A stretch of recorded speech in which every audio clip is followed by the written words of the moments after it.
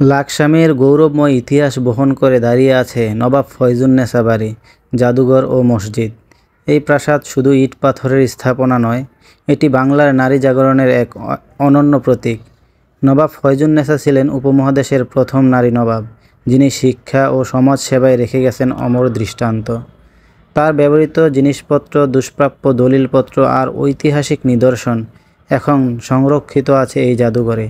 পাশে রয়েছে স্থাপত্যশৈলীতে অনন্য সুন্দর মসজিদ, যেখানে শান্ত স্নিগ্ধ পরিবেশ নামাজ আদায় করতে আসে অসংখ্য মানুষ।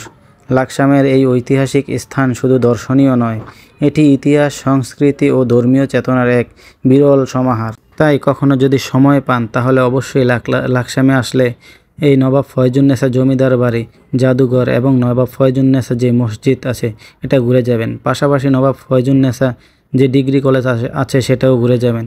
দেখলে খুবই ভালো লাগবে আপনাদের।